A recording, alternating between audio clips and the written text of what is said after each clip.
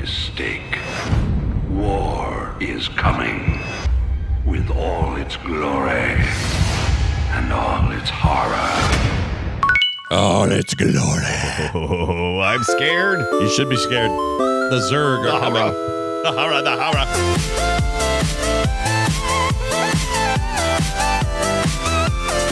Hey everybody, check it out. This is Play Retro, and this is a show that does plays a bunch of retro games and then talks about them. Yeah, that's what we do. I'm one of your hosts, Scott Johnson, and I require more Vespine gas, please. Oh. So hurry up, little probes, and bring your Uncle Protoss some of that sweet green. Where was I? There's a Zerg horde coming over the mountain, and some redneck Terrans coming up from the west. For ire. Also, Carrier has arrived. See ya. Yes, I gotta go. See ya. And I'm your other host, Brian Dunaway, and I ain't ready for the amount of clicking I'm about to endure. You want a piece of me, boy? No, not really, but okay. Also, I learned early in life that you hear Untaro Undun in your headphones, it's already too late. Yep, that's a bad sign for you there, right there. Untaro Undun. Oh my gosh. Undun. Just hearing all this is getting me excited for our topic today, which is StarCraft 1 and StarCraft 1 Brood War. Which same year. Same year. A lot of people think. Okay, so I did a little short video this last week about the timing of things, all things StarCraft, and this one guy comes back at me on the YouTube comments and says, "Maybe do a little research. Same year, something smells weird. Something a game and an expansion in the same year. This is not correct." And I said, "What? This is not hard to look up, dude, and verify. You don't even have to spend. You'll spend less time finding out that you are misinformed, and it's okay to be wrong about a thing. You'll find out that it is correct. It is both those things happen in 98, and you could have spent less time looking that up than replying to me about it first.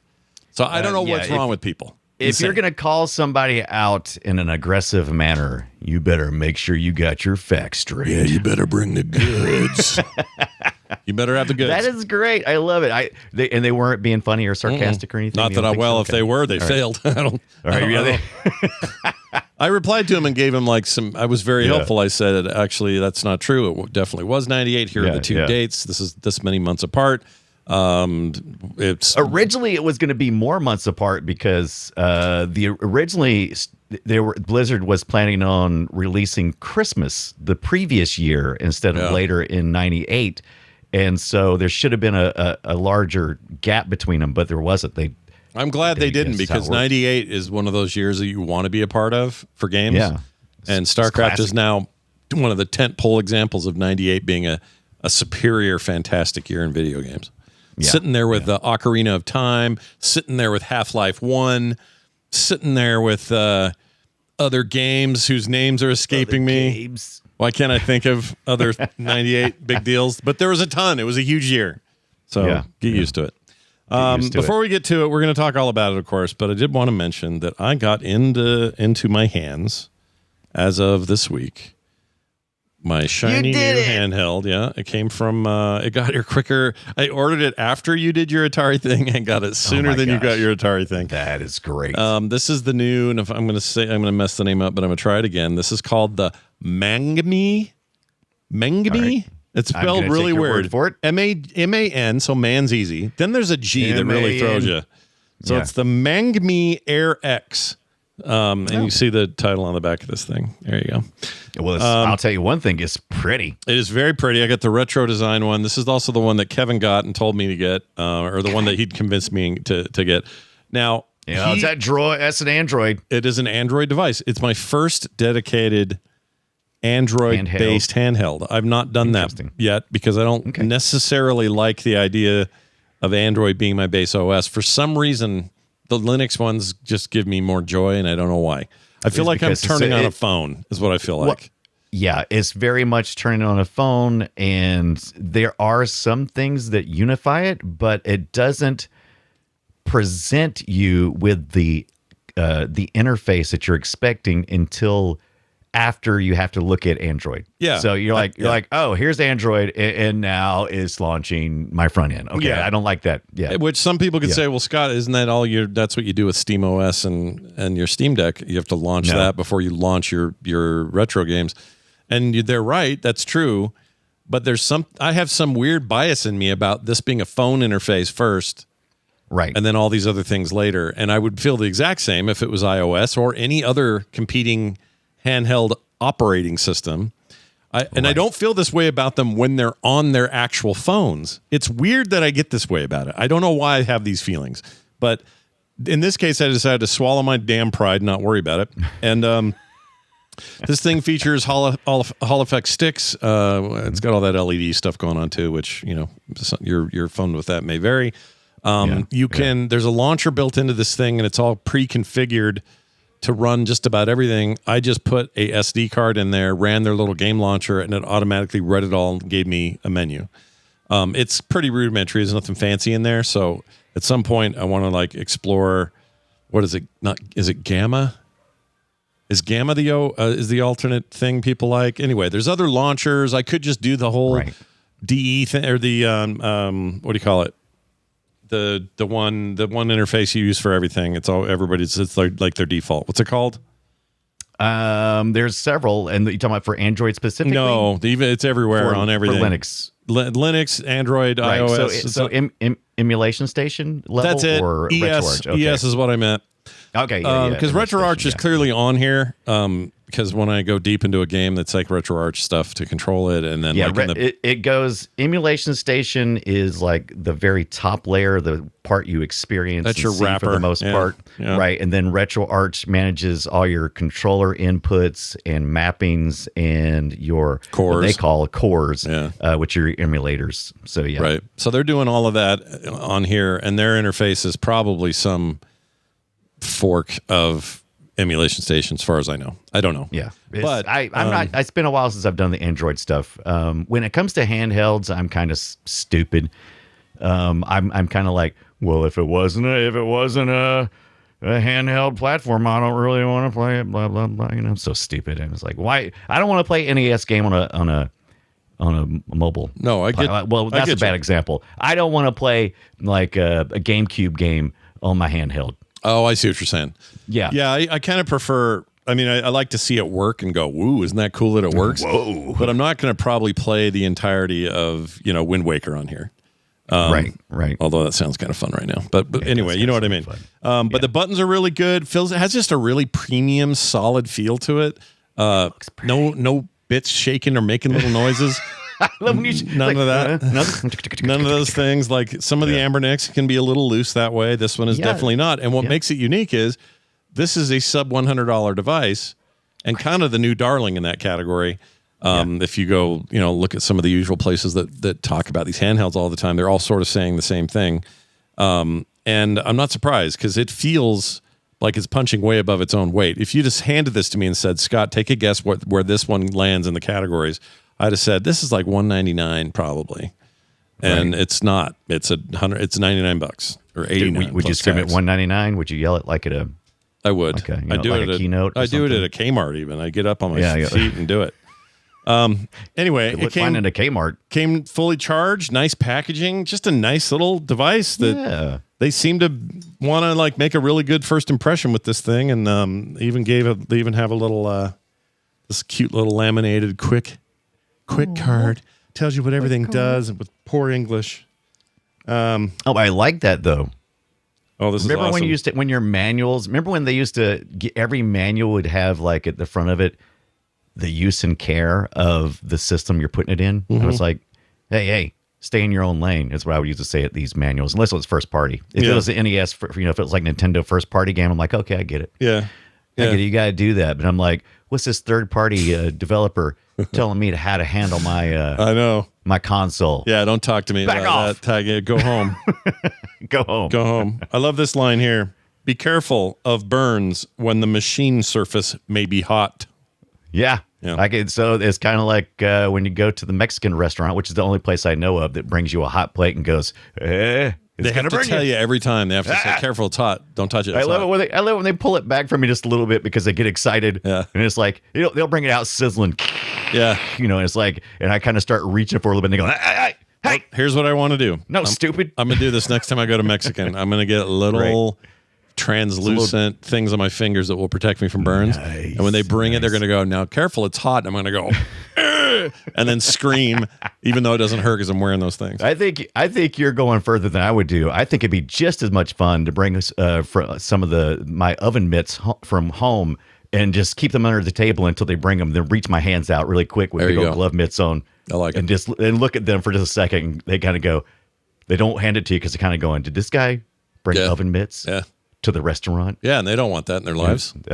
Am I supposed to? Am I being punked right now? Yeah. Am I supposed to kick them out for this? Yeah. Am I supposed to? I don't know. Anyway, more on that as I go. I do want to get to a point where all my shortcut-y kind of key usage is normalized. Like right now, it's completely none of the shortcut combination of keys matches what is usual that people do, like a home button and R will create a save. Home button plus L will load that save or the most recent saves. That's true of like all my Ambernicks by default. This doesn't do any of that yet, so I got to figure all that out.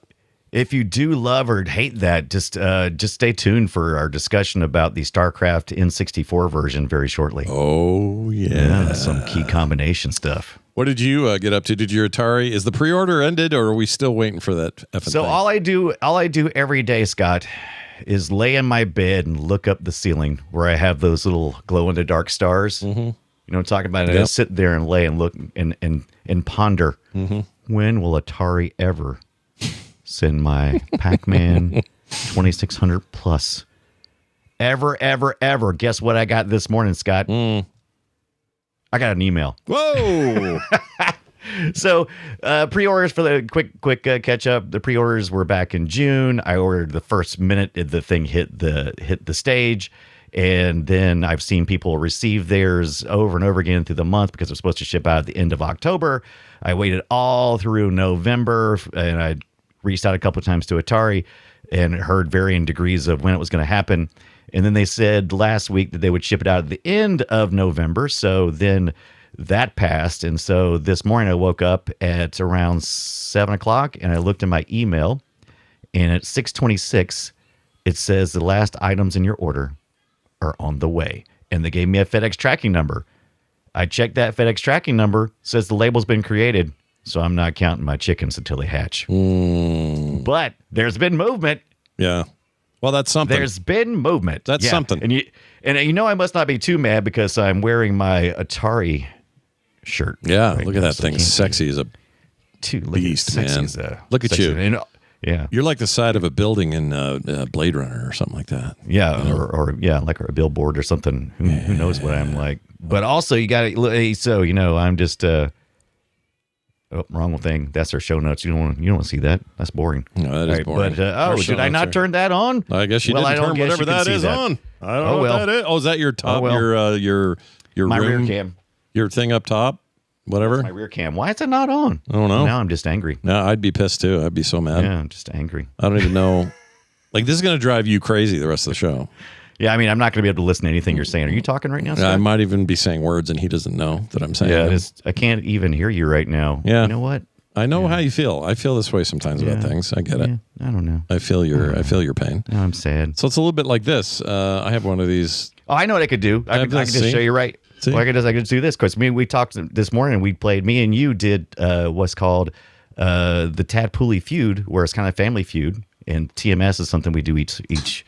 You do it many more times a week than I do. Yeah, but you come in every Monday and Wednesday. Yeah, it's fun. Monday, Wednesday. Yeah. So we had talked about we got a topic day that was close to my heart. It was about what games. What was it? Just mentioned 2,600 games. I think is what 2,600.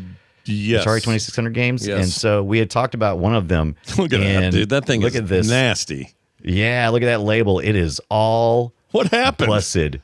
Where is all busted? Where was it kept? I'm assuming of somebody's, so probably somebody's garage. Okay. And probably got rained up. But anyway, I was able to clean it up, and this is. Can you guess? Can you tell from just? It looks that little bit Star Warsy. It does look Star Warsy. Look, it says CX26, and the rest of us rubbed off. Oh no, that's the codes because the codes. I'll give you this. This is what it usually looks like. Here's a Defender with a label. Oh, this is mostly there. This is Defender. Oh no, you're not the other one's not. 2609. Okay, that's the number on that one, and this one is 26. Who knows? And this was one of the ones that we had on our list this morning, and I'll tell you what it is. Missile Command. Missile Command. You did mention that one. That Centipede. Centipede. Yeah, it's got to be Centipede, right? Nope, not even close. Okay. What is that? You ready? Yeah. Asteroids. Asteroids? Oh, duh. Look at that, of course. Yeah. There's actual Asteroids. rocks in the background. And it works now. I cleaned it up, got in there, needs a new sticker. And a better game. I actually was kind of impressed. That version with the 2600 Asteroids. It's not the worst one they ever did ported, but it ain't great. But I mean, it's fine. Yeah. It's fine. It wasn't great. I remember my friend getting Missile Command, and that was a joke because we had the actual full-blown Missile Command machine, the stand-up model in our house. Oh, I bet you were insufferable. Oh, I was an ass, and that thing was awesome because it stayed there for a long time. So my dad didn't have an arcade to keep it in. All the arcades were full or had all the slots full. So the ones that were at home were like backups in case something went down. Then he'd grab one of those, put it in the truck, take it down there, and I got real good at Missile Command for a while, but it's all about that ball, right? And the speed of the trackball. And it's a larger trackball than most of those games. The Centipede one's pretty small and, things like that. So it's a great big ball. Get real dirty at the arcade. People get it all boogery. It was disgusting. But we didn't care. It was the 80s. And, we didn't care. We didn't know what microbes were. No, we had no idea. We didn't have Omni magazine. Oh yeah, we did. No, we did have that. That's true. They didn't tell us enough about it. It was too much about robot wives or whatever they were doing. Yeah. But anyway, the point is, I go to his house. His name was Gary. I go to Gary's house. And Gary's got this, Atari 2600. I didn't have one at the time. And he says, I got Missile Command today. I got to come over and play this. Come on, play. Got to come over and play it, dude. Early junior high or something. And I said, sweet, I'll be over there. So I walk all the way to my buddy Gary's house, which is way far away. I sit down on his couch and he goes, watch this. And he fires it up. And we tried to play it. And that stick made it impossible. It was just not impossible. You could play it, but it was that's a terrible comparative control scheme. Terrible experience. Anything is. Like even a analog stick on a modern controller today is bad for Missile Command. It's not a good time. Right. So I went home and played real Missile Command and never touched that damn thing again. So there you go. And you mumbled under your breath the whole time. This is the way you played Missile Command. Stupid. Yeah. I don't know what you're doing. Is your mom going to at least bring us something good to eat or what? That's how we were. Oh, I'd hate you so much. That's the wrong one again. All right, here we go. Whatever. They all treated. Oh, there you go. Whew. They all treated me bad. Well, they acted like I had the most friends in the world, but really they just wanted to come play this arcade at my house. That's it. What's wrong with that? There's nothing wrong with that. Well, I never knew who my real friends were. Wasn't there a movie a couple of years ago? I always mean to watch during the holidays. Isn't it like some kid? He's got like it's a more recent movie on Netflix or someplace. Oh, I don't know. The kid's got like a power glove, and he's kind of a real dick, and and everybody hangs out with him only because he has that. It's not the Wizard. Am I mixing those two movies? The Wizard? No, that's old Fred Savage. He's not even the Wizard. But they had a glove, had the power glove in it. Yeah, he did have the power glove. His brother had it. Basically, or a Nintendo ad. Casey Data said, and Scott never talked to Gary again. This is the same Gary, by the way. So you've heard stories about him on other shows. I don't think here. But it's the same Gary at a scout camp one year. We were at this scout camp called Camp Steiner, and we're a bunch of Boy Scouts. And at one point, everybody's playing pranks on everybody, but Gary in particular gets picked on by everybody all the time. I never did, but everybody else treated him like shit. And now that I look back on it, I feel really bad for him. But at the time, this was very funny. So this other kid named Gary Gertzen. Oh, so Gary G. Yeah, Big Gary. He comes around and he does this thing where he gets up on this other Gary guy's cot, and he's sleeping. So Gary Ott's like, that's how so Gary's actually okay to sleep. All right. My buddy with the 2600 is sleeping. The other Gary comes over and he goes, watch this, you guys. And he squats over his face with his pants down, does a moon right here close to his face. Oh my God. And then just holds it for a long time and laughed so hard. He woke up. A little poo bean fell out and landed on his lip. No, that's disgusting. No, that's too far. I'm telling you the truth. And he had this he had a little poo bean laying on his lip, and we're all dying. Gary Gertzen is now fallen forward with laughter, pants around his ankles, rolling on the floor. Gary Ott wakes up and wakes up because he's like, and starts rubbing his face and just smears it all over his face. Why? No, that is the horrible. Never tell that story again. Yeah, and then later that night, he got pantsed, and they hid his pants somewhere, so he had to run around pantsless. My God, they really treated him bad. Yeah, it was not good. That's terrible. Yeah, so there's a story for you. That's is Gary okay? Yeah, I don't know if either Gary are okay now, but so let's not call him Gary Poo Lips. Instead, let's call him Gary 2600. Yeah, I think that's I Gary like 2600. Gary 2600 is that's a really cool name. I think that would be an awesome online handle. Yeah, it would be. Yeah, but Gary Poo Lips isn't bad either. But whatever. Yeah, what you gonna do? Well, let's get to our topic, guys. We're gonna talk about something rad. I'm so excited. We're gonna get to it right now. So here we go. It's our main topic. Shall we play a game? Yes, and in fact, we are going to play what I believe to be one of the most important games in the history of gaming, certainly PC Pac-Man? gaming. Pac-Man, no. We are going to talk about StarCraft, in particular, StarCraft 1 and StarCraft Brood War. We will probably not get too much into StarCraft 2, although I do believe StarCraft 2 is a fantastic. It's got its own thing, man. We're gonna circle back around for some more StarCraft in StarCraft 2. I probably played more StarCraft 2 than the original. We'd have to wait till 2030 before it's 20 years old, right? Is that right? Yeah, it came out in 2010. That sounds terrible. That sounds terrible, but that's only 5 years away. And also, I've determined today, whenever I was thinking about Omni Magazine, I'm like back in the 80s, and I was like, wait a minute, Brian, we're 25 years into the 2000s. I think it's time to accept that when I say stuff, I need to say stuff like in the latter parts of the 1900s. There you go. I need to accept that that's the way we should be referring to it. It's a hard truth you have to embrace. I get it. We're a quarter way through this. Yeah, quarter way through it, man. No, I know. It's insane. 2000s. In 5 years, we are literally there for StarCraft 2. I will happily cover it again because I love StarCraft. But here's the thing. Yeah. This game, as you know, Blizzard Entertainment's real-time strategy follow-up to the very successful Warcraft 1 and 2 games. They went completely nuts with this thing. Asymmetric factions, 3 of them, which means, and if you don't know what that means, it means very different. Terran, Zerg, and Protoss, nothing like each other. They are very, very different. And they are rock, paper, scissors to a T. They know how to counter each other. The balancing, this is what put Blizzard's balancing prowess on the map. And I would argue that they would do it again with Warcraft 3, but that is after the experience of StarCraft and being really the best and first in the industry to pull it off. Nobody had quite done this.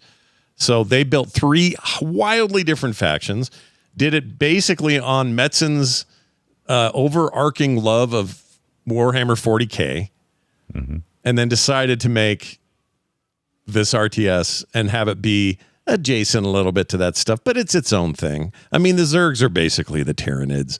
The Terrans are kind of a form of the Imperium, and then Protoss are what I always forget they're called, but there's a Protoss-like race in the 40K universe as well. Right. Their inspiration, they wear it on their sleeve. There's a lot of confusion out there that people think that this was supposed to be a Warhammer game to start with. It wasn't. That was Warcraft of the fantasy universe. Yeah. The sci-fi universe of 40K was not part of the deal. This is just them going, yeah, we love that stuff, so we'll do it. If you go to Metzen's house, he has got this... Which I often do. Yeah, you go there all the time. He's got this gigantic 40K setup of just like terrain and models and painted figs. And like the dude to this day is a nut about that stuff. So he's a giant. Eldar, that's it. Thank you, Trump Paul in the chat. That's Look, how important was he to this project? So important that in the manual, which they republished when they had the remaster come out, Blizzard did. You can go to Blizzard's FTP public site and get the manual, and it is full of Metzen artwork. I mean, there's other artwork in it too, but his stuff is magical. Yeah. It says, I don't know what it says. It's like this, the stuff that he was working on. It reminds me, no offense, this is a compliment, Napoleon Dynamite and how he talks about having to shade the lip and stuff. It's like Metzen goes can I say balls deep? Balls deep goes balls into deep. just the detail work of shading. Wild stuff. I love it. Yeah, and he's like that stoner kid you went to high school with, who's perfect. Sitting next to you in detention, just drawing the coolest shit on his desk you've ever seen. Yeah, that was a lot of Metzen was doing a lot of that. Like, he would take stuff in his mind and then just crap it out on paper and just make this. I mean, look at this thing. Look at this. You can't see this if you're listening to the audio only show, but This is like an old black and white drawing he did. Just go download the manual. Like I said, it's on Blizzard's public FTP site. Download the manual, flip through it. You will recognize it because it's also signed down at the bottom, says Metzen, but you'll recognize it. It's the one. What is that? Who's that? Some Zergs on his head. So this one right here. So this one's him. Whoops, I did it in the wrong order. Hold on. There we go. This one. Come on. This one right here is him. This is a Terran fighting. I don't know. I don't think it's even a unit that made it in the game. It's like it might not have been a unit made it to the game. This was originally orcs in space, and like it had a lot of alien inspiration for the cinematography. The in between shots and stuff was very much very alien. Yeah, lots of lines from the Geiger. Units as well. The units would say things that are straight out of Alien, in fact, or Aliens. Yeah. Anyway, this alpha unit never made it in there, but not really the point when you're alpha unit. Just making cool stuff. But this is definitely a Hydralisk. Like, this is the thing that made it into the game from the Zerg side. There is here's this one I just was showing everybody. This is a Protoss sketch he did. Hard to say that might be a high. What are they called? Oh shit! I look at my unit list, but. Anyway, he's got some more cool stuff. And again, none of this is like, oh my gosh, Chris Metzen was the greatest artist to ever walk the planet. No, but you know what he might be? He might be the best, like, don't give a shit, rock and roll, put it on paper. Woo! So he has what I call the Tim Burton. So is Tim Burton the best director? Is Tim Burton really good at creating some really wild shit? You ever seen some Tim Burton sketchbooks? Oh yeah, of the stuff that he's used to to inspire what we eventually see. His sketchbooks are awesome. Would you say he's the greatest artist? No, but he's got some passion about the stuff he's drawing, and they look so unique and so unique to him. You can feel it. That's what art really is. Yeah, you can feel it. There's a Jim Raynor sketch out there that he did that they ended up having completely redone by one of the Blizzard big time artists, like fully rendered out painting. But his original, like, the painting's cool, very cool, but it's also, how do we put this? It's also just extremely professionally done. Yeah. His version has got edges and issues and imperfections and that's fine. Smudges and all that. If anything, I like it better because it's got this weird energy in it. Yeah, like it's this pouring out. He's taking literally what he sees in his mind, which is not like a reference photo. Like me and you, we've studied anatomy and everything else, and we know how shapes work really well and balancing how those look on this, on the paper. But he just takes things and just poured it out of his head. Just like, there it is. Yeah, I love that stuff. Just like raw, emotional. I wish I could imagery. do that kind of stuff. I do too. Yeah. Sometimes I get too precious about what I'm fiddling with the pencil, and I'm not really just letting it flow. And he would just blast it out like a shotgun of creativity. And I love that. He blasted out like one of those redneck Terran hillbillies in there. By the way, I'm trying to remember if I played StarCraft back in the day or if I just hit it after I played 2 and then I played the remaster. That may have been... Oh, did you never play? You didn't play the original? I think I played the demo of the original. I never played it to full. And the reason why I know this, I have a lot of memory of playing the game itself, but I don't have any memory of the cutscenes, which could mean one of a couple of things. I'm impatient, and I just click through them. But that was really unfortunate for me because Blizzard, this was their first time they were starting to spin up the movie side of the video creation and those cutscenes over at Blizzard for this one. It's their really first attempt to like really go for something. It looks like shit now, but it's it looks like butthole, but it also looks like Metzen kind of stuff because it is hilarious and amazing, and what's the word I'm looking for? overreaching. Maybe it's like, oh, I think we can do this, and it's like, and somebody probably should have come along and said, hey, you really can't do that. Why don't you go smaller? And they went, no, we're going big. We're going big. I think this is a key point we need to key in on, and this involves more impact than just StarCraft. This is a full Blizzard thing at their height. They become one of the greatest in-house, it is the greatest in-house cinematics team in the history of the business.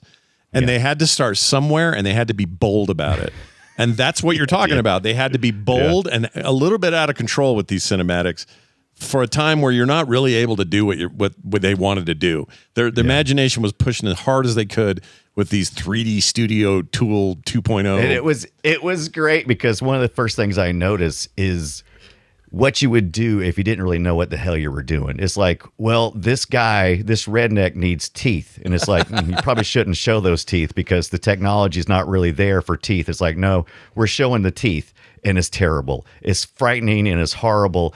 And I love every second of it. Yeah, no, it's great.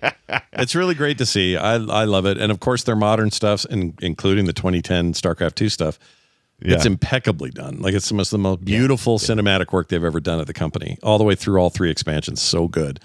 But this was early, right? This was early times. Right. They were transitioning as a company into a very different company. I mean, 98 is awfully close to where they would start work on, after Diablo 2, they were going to start in earnest on World of Warcraft and the simultaneous Warcraft 3. That would come out first, obviously, for story reasons and other reasons. But they were really close to being the Blizzard we think of now, which is flush with money and a little too big and maybe not as glorious as it used to be and all those sorts of things. But this is like real key moment here for the company, this StarCraft stuff. And, I can't say enough about this game. So the hard part about discussing it is that it's hard to get into just what angle is the most fun to talk about. I've struggled with this as we've prepped for it because I'm just like, I'm going to be all over the place today, just singing its praises and being an a-hole. But what I want to do before we get going too far is play a little contest with you. Oh, okay. So contest time, everybody. Here's what you're going to hear first. Let me play a little. Let's get a little of this. It's time for a game show, and you are my contestant, and you're the only one. You're not competing with anyone. I'm going to ask you 5 questions. These are StarCraft questions with audio, and you're going to have to tell me who says, what is the name of the unit that makes the voice samples that I recorded? Oh, I'm the worst at this, but let's do it. That's why I'm doing it. That's half the fun. All right. So let's go. Here's an easy one to start with. All right. So you need to tell me the name. I'll give you a half point if you at least know what it is. If you don't know the exact name, but you know what the unit does or something. I'll give you a half point. So if I could go, because that's good, because I'll be honest with you, the 3 factions is easy to remember in the game. But then when you start talking about the units and what each of those units are called, I may have more trouble, but I may be able to tell you like their function. Like I usually would see like that thing there, that thing is a SCV. I actually know the name of that one. Cool. Yeah. That guy's a Marine. He's a Terran. He does the thing. Then I got a flamethrower guy. After that, it starts getting real fuzzy. Okay. Well, what I've also done is I've kept this all in the Terran names because very good. They're the closest analog to just human normalness, right? Yeah. Zerg and Protoss stuff can get a little wacky. But here you go. So here's your first one. See if you can guess it. Not enough minerals. Insufficient Vespene gas. What is the name of that voiced character? Not character, but unit name. Right. It's not really a unit, okay? In this case, she's not a unit because she's an entity. We'll call her that. Yeah, she's an AI, right? Yeah, she's like she's the base's alert system to let you know.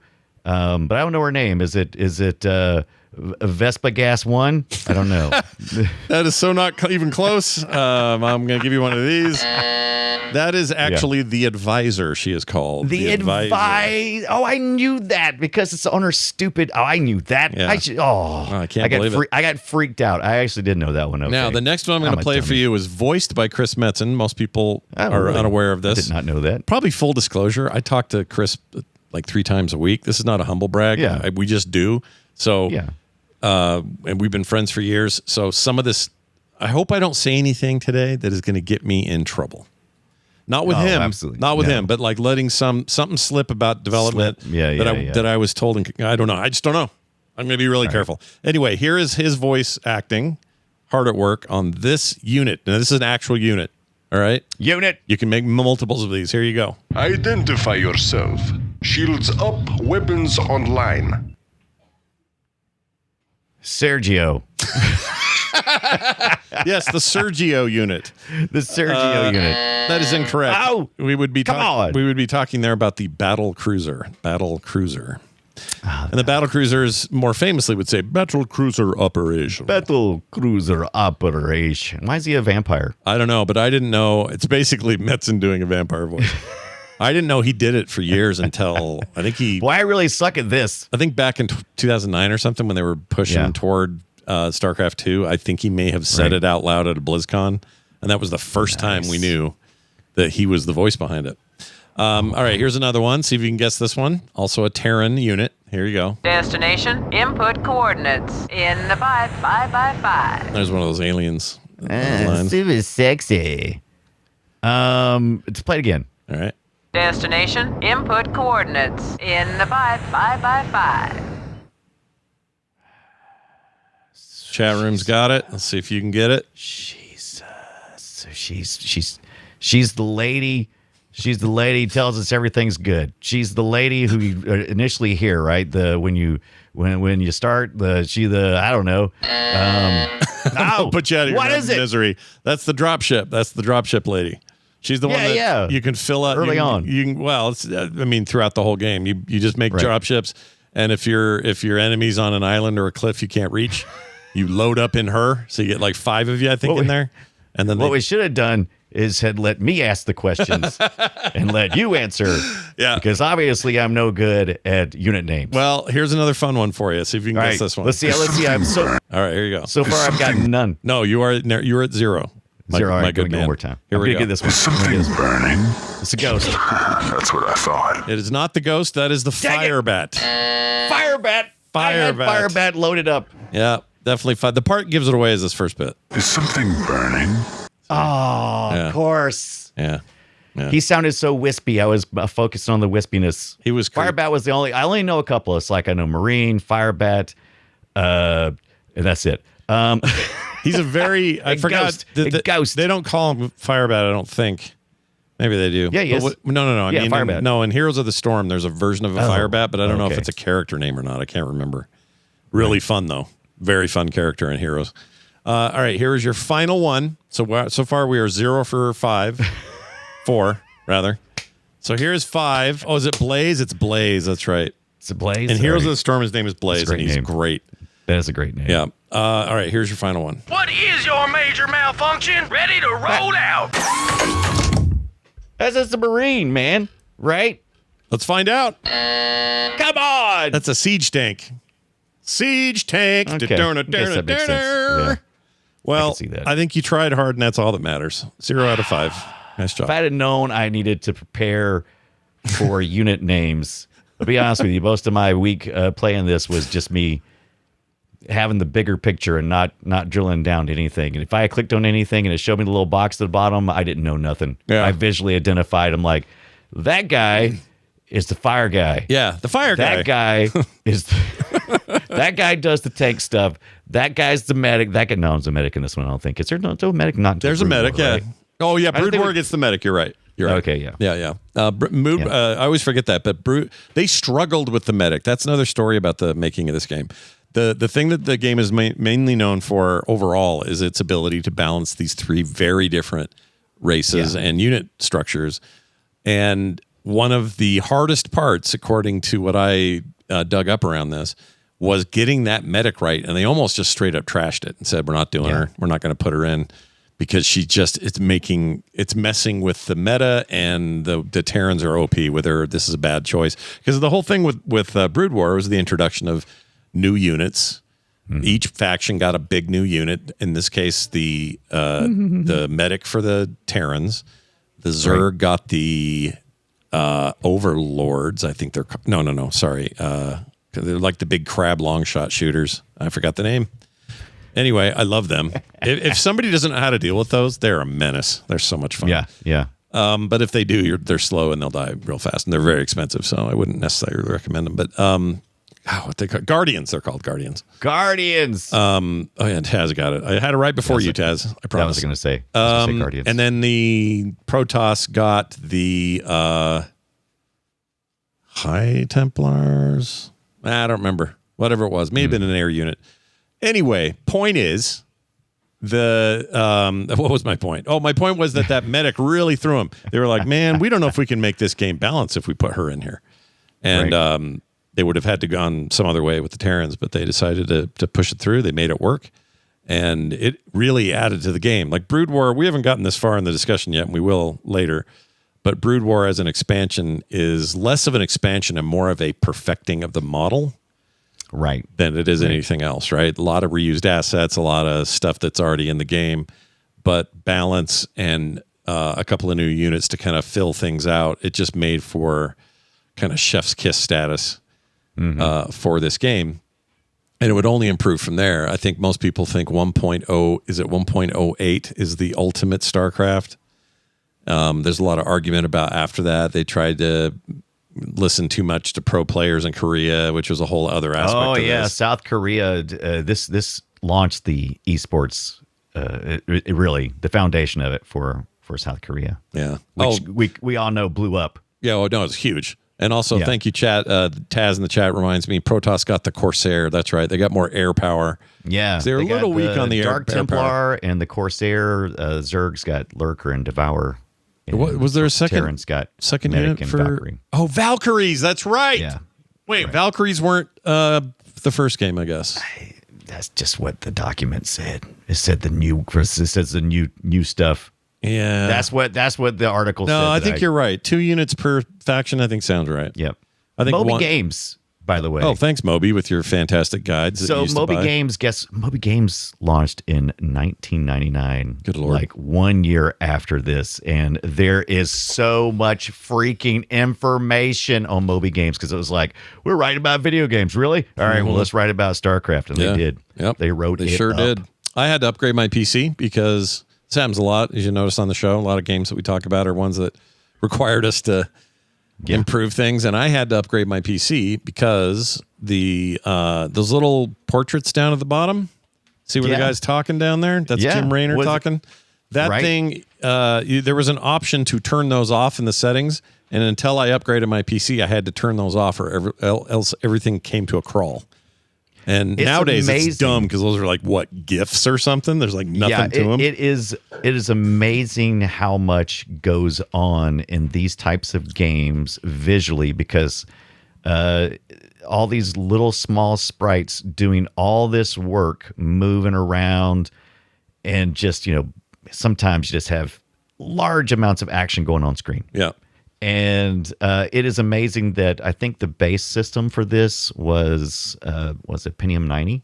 Originally, it was going to be only a 46. Originally, it looked like poo. Originally, it was like Warcraft Space. 2. It was Orcs in Space. It was Warcraft 2 mod, essentially. And of course, they worked beyond that, especially after they went to E3, like in 96, I believe. It was in 96 or 97. Yeah, got a lot of heat for it.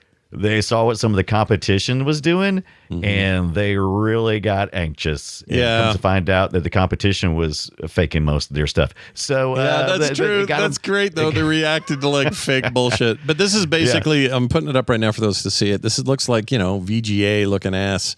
Basically, it's the Warcraft engine, certainly. Yeah. I have it on some internal authority that they did indeed internally for a while refer to this as Warcraft in Space. Some people said, nope, that's just what reporters called it. That is incorrect based on my source. I can't leak who said it, though, to me. It's not Metzen, somebody else. Somebody totally different. So as you see here, it's just this is not what we got. No, you know what I mean? Thank God, because what we got was amazing. So I'm glad. So that was the thing back in, when it's still a thing. Is you go around to the booths, your developers go around to the different areas and see what everybody else is doing. And it used to be, I think, a lot more impactful because the programmers and the developers themselves were smaller teams, and they really could impact how things went, right? So you would go to these shows and go, oh shoot, we got to change everything. Yeah. And they did, man. They started from scratch. They went all the way back, started over. Yeah. And they said, you know what? We can't rely on just our Warcraft thing. We got to go further. And the interface changed, the color palette changed, the pre-renders changed, everything changed. 20 years ago. Oh, look at so that. 20 years ago. So I was looking through my stuff and seeing if I had anything in any of my magazines, and I have a PC Gamer from April 2005, so over 20 years ago. And they said then in their top 50 games, StarCraft was number 7. So previously it had been number 6, but Diablo 1, pushed it down just a little bit. Yep. Well, I mean, it's one. great to be able to compete with your own company. Yeah. Not a bad deal. Look at that. 5, 6, and 7 is Warcraft 2, Diablo, and then StarCraft at number 7. Look at the Blizzard row. Yep. In 2005. Look at that top big 50 fat games. Half-Life, though, man. Hard to compete. Half-Life down there doing this work. Yeah. Well, it's an interesting little bit of history there. And honestly, I like I keep saying, this was a defining moment for Blizzard. To have this game hit as big as it did, to have the unexpected result be becoming the national sport of an entire nation that wasn't your own, it's somewhere else this is happening. And it's still true today, by the way. This thing is still massive. Like all you hear about these days is K-pop and, K-dramas and all this sort of thing. But just behind the surface, it's still madness with the StarCraft. And other games. Other games have picked up, Riot's games have done well there. Everybody's, maybe even exceeded it in the end, but StarCraft's still a threat. And for the most part, StarCraft 1 is still that threat. StarCraft 2 has its place and people play it over there, but this game is the sport. This is the thing. This is what Koreans played, and they changed the face of the world when it comes to competitive gaming. In fact, think about it. There were no competitive, not really any. I mean, their esports was an idea maybe at that point. Like not much was going on in the ideas of around the idea of competitive gaming. Right. I think it's fair to credit it with inventing it. Like, yeah, and it's a great base. So one of the things that really works for StarCraft is the rock paper scissors of the game itself is simple to understand, so that when you're playing against somebody else, and there's enough variety there too, that it allows you that, and it also gives you a team kind of mentality, which is, I think, really important. And one of the first questions that people usually ask me when I start talking about StarCraft, or it's usually like, "Oh, what's your favorite faction?" And because you do have a difference, and I had trouble answering that this past week, and I think I realized why. It's because when I play StarCraft, in the past I've always played it in like a chunk. Like I'll play it for 2 or 3 months. There's a lot of Blizzard games like that for me. It's like I'll play it for 2 or 3 months. That's my go-to game. I had to play nothing but that game. And so whenever I first picked up StarCraft back in the day, I remember playing and really enjoying the Terrans because they were very versatile. They're kind of like they're humans, and you just have a little bit of everything, right? They're well balanced, and it all makes sense to our human minds. And so whenever I played, I loved them. Zerg, I always felt a little dirty, but I always kind of also was kind of like, I don't know, I like just being, a bug, just a bunch of bugs. That's kind of cool. Yeah. But then I'll get into then eventually, once I've went through my little run, it's always Protoss is my favorite. And that's exactly how the game is presented to you. Yeah. So you start off, your story you should complete, you don't have to, but you should complete, if you're doing the campaigns, you should complete the Terran run first, because it's important to telling the story, which you get through cutscenes. And then you get the Zergs, and then you go to Protoss. And then in the follow-up, you start with the Protoss to kind of finish up that storyline, and go back to, I think, is it Terrans and then Zergs? I think so. I think Zergs is your final playable campaign faction, right. Yeah. Because they're constantly trying to play with good storytelling along the way. Kind of, you think what the situation is, because you get presented with the Terran point of view, and then you get to see the Zerg point of view, and then you get to see the Protoss, and it kind of it furthers the story. So that's all. Not only that, it's good at it's good on ramping, because when you're a new player and you come to this game and you're presented with the Terrans, you're like, no, they're speaking English and they're dudes. This all makes sense. Yeah, they sound like army guys. They're speaking English is kind of, I don't know, that's a little far-fetched in this first one because they're very much the Confederates and they're rednecky as hell. Hillbilly, I think you done ran over somebody's dog. No, that's a Zerg. I think this is where my love of like hillbilly sci-fi came from. I love that stuff. Huge fan where everybody's just kind of like, I got to go on a run and pick up some of that, that's some of that ore, get it back to town before I miss my time at the bar or whatever. I love that. I think it's great. But you see that and it's immediately accessible. You understand it. On a fundamental level, you're like, oh, there's mechs and tanks and army men, and this building makes this thing that looks like a little runway or a launching pad that makes air units. Like, you're not confused by how the Terrans work. And the resource collecting is so dead simple. It's just like grab your guys, send them to the patch, have them come. Yeah. It's still, I mean, at a professional level, which I never attained. Absolutely not even close of either game. But there are strategies, obviously, from the first APC you make.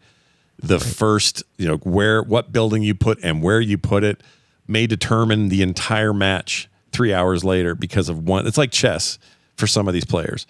Just insane. And their APMs, their actions per minute, they're just whacking their keyboards like freaks, clicking all over the place.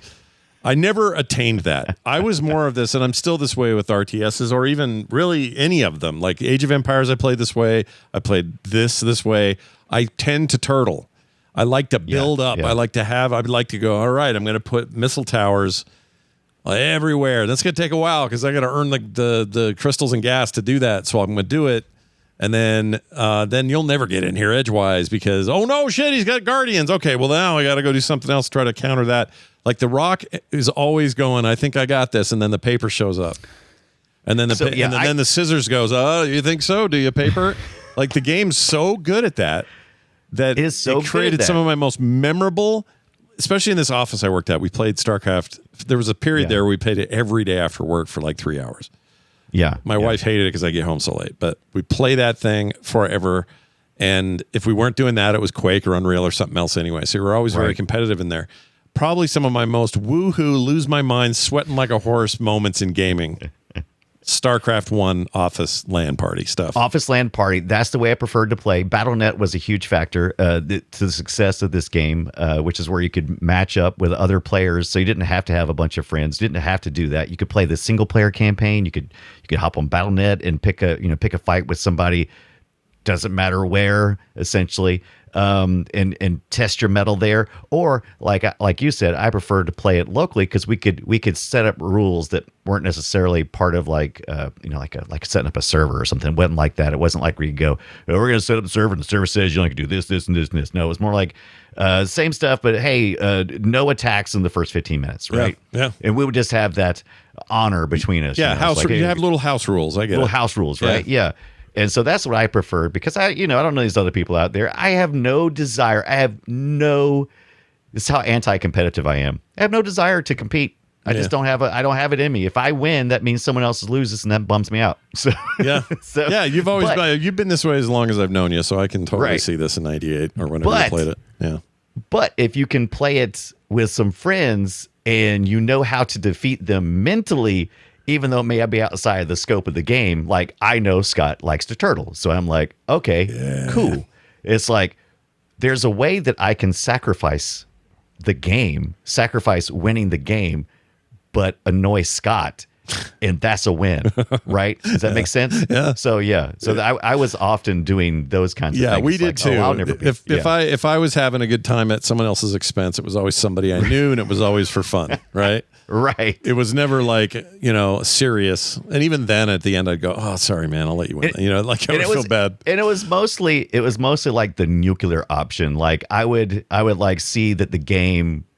I usually had like a nuclear option for to take away their feeling of success, right? So it's like, oh, I'm starting to fall, I'm starting to lose, but I've set up a plan. I've set up a plan that's going to take the sweet taste of victory from their mouse. Yep. And so that's where I liked it. That's the game to me. That's always the game. And I always doesn't matter what else is. I had this. There was always an era for each faction for me. So there was an era where I thought I was going to be Terran forever, and that's all I cared about. There was Terrans a time forever, where humans rock. There was a time where I thought I'm nothing but Protoss from here on out, and then there was a time where I played Zerg maniacally. I played Zerg. Yeah. And learning the art of a good Zerg rush. By the way, the term Zerging something is still stuck around. People don't. You don't even have to know the game. It's one of those memes where you don't even need to really know the origin. Someone says, right, "Oh, those freaking goats just zerged the town or whatever." We know what it means. They bum rushed them with way too many goats. Yeah, it's overwhelming power like that. Yeah. The Protoss never really got too many of the memes, but Protoss is so probably the most fun to play. They're so badass. They're so fun to play. They're expensive though. Is my only. They are expensive. Yeah. It really is. When you get to when you're a better player, you really benefit from playing the Protoss. And I think that's the reason why I had this evolution. It's like when I start, it's like Terrans because it's simple, it's easy. Zerg, you've got some manipulations you can do, but then Protoss, you gotta have the playing chops to play it successfully, right? Yeah. So I enjoyed that. Yeah, that's the thing. It's an eventual thing, and they give you all these hooks to just kind of find your flavor, and your flavor may vary or whatever. But then you'll get a taste for the way something works, and you'll go, oh. So I thought it was bad that Zerg requires creep to build anything on. It is a limitation, but it can be a huge benefit because if you can do it right and spread out your seed. You can cause so much chaos with those lurkers, and you can just do some bullshit with the Zerg. Trying to make it out. We're out here just trying to make it in the universe, right? We're just trying to. And then the Terrans are over there going, I got my base with my towers. Oh no, my towers are down. Oh no, they're bombing all of my homes. The homes are dead. Meanwhile, the Zerg's like, my homes float. See you later, buddy. And they just float out of there. Suckers. It's so cool that. The first time I always forget. I don't know how I always forget this. I always forget like the Terrans can like home. They could just like, hey, our base. We need to move it. Yeah, pick your base up and move it. And it's slow as shit. So you better be comfortable. Or have. It's one of my favorite things to do when Zerg is rushing in. It's like, pick the base up and kind of like slowly like creep back out of the way. Yeah. Yeah, and the whole the Omega 9 just mentioned the same thing. The no fighting rule for the first 10 minutes. I kind of recommend that. I wish the game it would have been cool if the game would have introduced a match setting to say truce for 10 minutes or something. Right. So that nobody could attack even if they wanted to, right? Like you just have to go and then let's see how things go. The truth of the matter is I sometimes play these games like a city builder. And there's times where I'm like, well, aesthetically, these homes look very nice next to this cliff here. And I've put my base right where it should go. And all my guys are lined up, all this sort of thing. And the one beef a lot of people have with StarCraft is you didn't really have formations in the first game. Right. So when you'd send a bunch of units into a fight, the faster ones would get there faster. The slower ones would lag behind. And there was really no great formation system. Whereas something like Age of Empires 2 in particular, and then StarCraft 2 did this as well, but you had actual formations. And that meant if you had a Dragoon with you and a bunch of little Marines and a couple of motorcycles, the motorcycles weren't going to run out in front of everybody. They were going to stay in this group as long as they were being commanded together. They would stay together. I think I'm just going to go ahead and say it. As much love as I have for one, I think StarCraft 2 is a superior game, in every way. Yeah. For a lot of reasons. That's just one of them, but yeah. Yeah, and you're right. And like the pathing is absolutely horrendous. I mean, I'm constantly having to run back over. Like, one of the things we can do to quicken things is got some shortcut keys. You can select X number of whatever units and bind it to like 1 through 9, I believe, or maybe even 10. And you can quickly pop between those guys. But when you do that, you go like, hey, group number 1, hey, run over here. And instantly, 8 of them will go in the right path, and there's like always 2 of them that's like, I'm gonna go around the long way. And you're like, you have to run back. Go, no, you idiot, get back over here. Yeah. And it's constantly the pathing is not not great. It's not It perfect, runs out but of it's all place. part of the No. micro, right? The micro Yeah. management versus the macro management. And the game would get some quality of life improvements in too. But some people love the fact, like KT Data said it in the chat, if you knew the timing of how you were moving your groups around, you could create a kind of formation.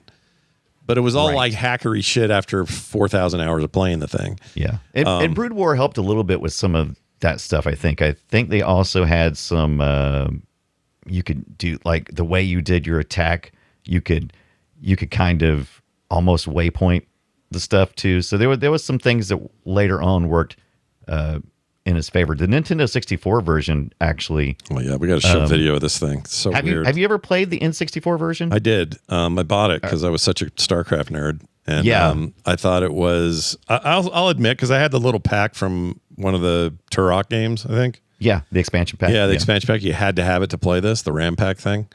Yeah, and I thought it was all right for a console port. I didn't think it was too bad.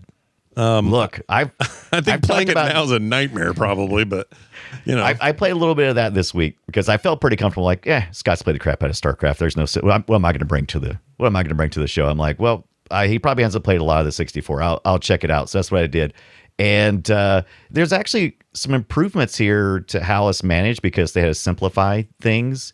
And you're right with the expansion pack. You can play, if you have this game, you can play the first 3, which is the original StarCraft. But then if you want to get into the Brood War stuff, you have to have the expansion pack. So in other words, you can half use it. So you can play through that's half of it. true. I forgot about that. Yeah. I think I had the pack to start with, and so it just all was fine. Yeah, he didn't matter to you. Yeah. So, but yeah, you do a lot of you can do waypointing, and you can do like the SCVs. You can't like so any builder units are going to be building things. You can't like use multiple builders at once. So like when you're playing StarCraft on the PC, you can like go, okay, I'm going to put 2 of the builders on it, and it's going to build twice as fast. Yeah, and you can queue them up and have them do like 5 houses in a row or whatever. Yeah. In the N64 version, you just kind of it goes, oh, I'm going to build that. I got it, bruh, and it just does it. It also does the collecting too. So like instead of saying, hey, go gather resources as soon as you're built, Mr. Builder, it goes, hey, I'm here, and I'm assuming I'm supposed to be collecting some stuff, and so it does. It goes off and collects the stuff, and it is the nightmare to control because we are talking about 2 face buttons with 4 C buttons, which are kind of like face buttons, or as we call them later on, the right analog stick, but with digital buttons. And so then you have 2 shoulder buttons and a Z button, and of course the analog thumbstick. And the Z button, the only trigger, there's only one trigger on the N64. It's kind of like a shift button, so you can like do multiple functions. So there's you can grab multiple 20. dudes, but you got to do like a click, click. You can actually drag on it with the mouse. A stick. Yeah, that's right. Or if you hit the shoulder buttons, you can automatically select all unit types. So it'll cycle through the unit types of that and select all of them at once. So it's actually really kind of cool. Of course, the graphics aren't nearly as good. You miss all the awesome cutscenes that you would see in the other. Yeah. They still had the in between stuff, like the panels where it'd be like all their faces talking. You had that dialogue, but you didn't get the cool attempts at CG and stuff. Yeah. You didn't get the cool Confederate rednecks out in space, which is what I miss most of all. But you can do all that, and some of the things you could do with that. I like the less cluttered. I mean, it's still not a great view, and there's a lot of shit in your way when you're doing it. But I felt like the screen opened up a bit with the console interface, and you had less crap down at the bottom of the screen to worry about or to look at all the time. No BattleNet to worry about. You don't have to worry about that. You want to play with your friends? Don't think you're going to do it online. Right. Okay. So not doing it online because not on the N64. But you could split screen it. So that's true. Split screen with your buddy. That's what you do. And it got real slow in split screen. By the way. Yeah, of course. But that's fine. That's fine. So I just want to say, I hear you because some people got very excited when we heard we're talking about StarCraft, and they were like, "You're going to talk about the N64 version, right? Because that was my version." And I'm like, "Hell yeah, yes, we will absolutely talk about it." And you got to remember that during this time period, some of us were fortunate enough to have gaming PCs, possibly because we were also doing other things with them and just could add on the gaming the component to it instead of having like a dedicated gaming PC. I mean, you're talking about a gaming PC in this era is way more expensive. We talk about this Steam machine that's coming out that's going to be like an entry level or a little above a gaming PC, and they're like, oh, shouldn't it be console prices? And it's like, we can have all that argument later. But yeah, I mean, the Nintendo 64 was way more affordable. Valve, by the way, says it's 16 Steam Decks worth of power is what they said. Oh, 16. Is that how they're rating things now? It's a weird way to do it, but it also makes me happy because I think that sounds pretty good. That sounds like some decent power to me. Yeah, that sounds really powerful. It's supposed to be not as powerful as... It's not going to be a top-of-the-line PC with a 5080 in it, okay? It's just not. No, But it will probably be... The thing is, things have evened out anyway. Yeah. People know I'm already kind of pro this Steam hardware, so I'm going to be a little biased here, but I think that thing has the potential to be a very awesome, very disruptive device. I hope the price is okay. I've always had the benefit, and I always try to take in consideration, I've always had the benefit of having a gaming PC or a machine that was powerful enough to play games, and that's just not true of everybody. I mean, if you're like doing some job that has nothing to do with computers, why in the hell would you have, $2,000-$3,000 computer at your house? You wouldn't. You would go get a console like a normal human being. Well, in my 20s when this game came out, I worked for a company that made computers. So I cheated. Same. We cheated. We had access to OEM prices, and if we made a rig for home, we were getting better deals, or the guy, the owner would be like, you know what, that 200 gig hard drive or 200 meg hard drive isn't going anywhere. Do you want to use it? Like, we'd get a little freebie here and there. Like, that was just the way it was back then. And that's not the same as, somebody else, even just trying to get a job as a lawyer or whatever, working as a paralegal. They don't have access to this hardware the way we did. Like, don't poo-poo on them console players, man. StarCraft for N64 was a pretty decent achievement. Yeah. I think it was pretty nice. By the way, Taz says, I hope the Steam machine isn't the cost of 16 Steam Decks. Yeah, we hope not. Yeah. We hope not. Because what is the Steam machine now? Is it 4? What, Steam Deck, you mean? I'm sorry. Sorry. Yeah, Steam Decks. Base models, $399. But how old is it now? Is it 2022, I think. Wow. Okay, so about 3 years old. Yeah. Okay.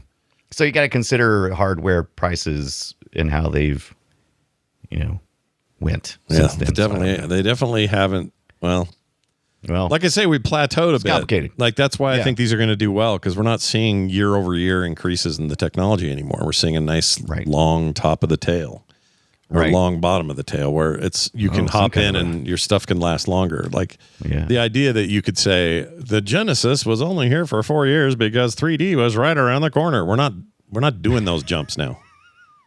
You know what I mean? Yeah. We're not there anymore. So, but it still blows my mind what Blizzard did with this game. Oh yeah. On the modest hardware. I played this this week on 86 box. I've talked about it here before.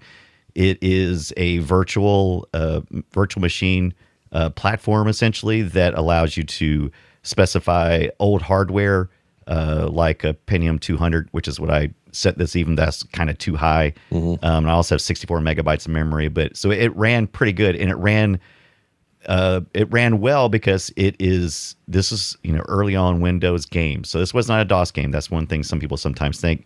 Maybe it was a DOS game. No, it was a Windows game, and it was originally released for Windows 95 because that's what we're developing for, because Windows 98 had not come out yet. Nope.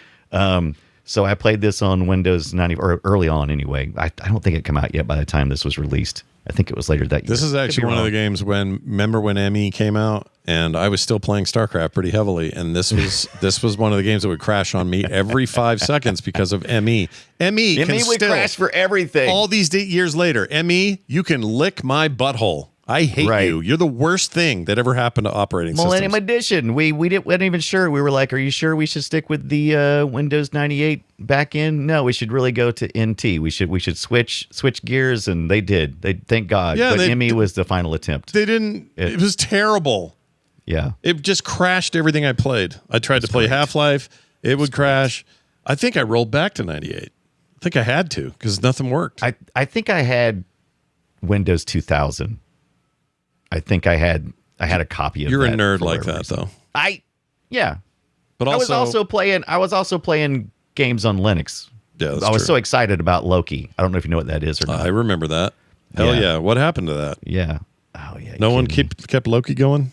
No, Linux. No, it's just not good. Hold on. I want to see. Log aggregation system designed for Linux allows you to store and query logs efficiently. That's not it. That's not Loki, is it? So it was like a game initiative that was trying to make more games available on Linux. Everybody was convinced for a real long time that Linux and Mac could, remove Windows as being the number one gaming OS, right? Oh, I'd love that if that ever happened. Yeah. Steam is trying. I think Steam might pull it off. Linux. I mean, they've already pulled out the potential from all these guys from owning it. Like Windows, literally the platform itself cannot compete with Steam. Right. The platform it's on, predominantly Windows, Microsoft cannot compete with Steam. Think about that. To the point that they even have their own service. They've tried multiple times to keep everybody in it. They've got Game Pass now. All of that said, it doesn't matter. They still said, we're still putting our games on Steam because this is so big. Yeah, yeah. Did you ever play this on the Macintosh of any sort? I did all the time. All right. 2 as well. I played 2 on my Mac quite a bit back in 2010. They've always been back before the darker days when big corporations sucked up all the light out of Blizzard. They were very Mac. They loved their Macs over there. Yeah, and they would support them like crazy. They don't do that as much. Like right now, Diablo 4 can't play it on a Mac because it should be able to. It's no problem. Those M chips are fine. There's no reason why it shouldn't run. But for whatever reason, probably mostly financial, they decided not to do it. Then again, World of Warcraft constantly updated and supported for Mac, runs great on there. Diablo 3 runs great on there. Heroes runs on there. So yeah, it's changed a lot over the years. But during this time, most of the people that I knew that were using Macs were artists, illustrators, people making graphics and that sort. And that's changed a lot. I've seen a lot of my programmer friends kind of jump ship from Linux and hop on the Mac's bandwagon. But that was really true. So I'm sure there's so much art in Blizzard. There's so much that they do visually that it makes sense. Of course, I mean, you got those Mac machines there. They're probably like, hey, yeah, but can't you make it run on my Mac? I want to check it out. I think there was an era where the Intel stuff started to lag, and I think that lots of game companies were like, well, is it worth it for us to do this? Maybe. But then right around the corner, the Silicon Mac stuff started popping, and these things they punch way up, dude. They punch way up, and it makes me a little sad that some of them aren't doing their games there anymore, but some are. Who's your go-to guy or gal in StarCraft? Not playable. Well, I think some of them are playable, but just who tickles your fancy every time they're on screen and they start talking? You know what I'm talking about? Not the like gameplay talking. I'm talking about those cutscenes in between. Oh, like Raynor. Are you a Raynor fan? Like Jim Raynor. I'm a huge Jim Raynor fan in 2. In 1, I think he's kind of a dope. Oh, I don't like him in 1. I think he's doing what he's got to do. Well, sure, but I think he's not as cool. I think characters like, when did Tassadar show up? Oh, Casey Day just said Tassadar. He showed up in 2, right? Or was he back all the way back in 1? Tassadar is awesome. Yeah. So is I think Tassadar was in the first one. I don't think I made it to their storyline. I always forget because they're just heads in 1. They're not fleshed out. It's kind of like it's a really interesting scene where in between where they're kind of giving you the mission briefing and stuff, because you have the advisor there with her bald head, and is that a gear back there that's shifting? She's grinding her brain. I don't know, but it's kind of like, it gives me a little 12 Monkeys vibe. Remember the 12 Monkeys room where all those TVs and CRTs and are all stacked up? Yeah. It's kind of like that, and there's like that eventually all of those CRTs are going to be filled with different heads of who are going to pop up and talk to you. Yeah, I love that stuff. I don't know when Artanis showed up from the Protoss. That may have been 2, but Artanis is a favorite.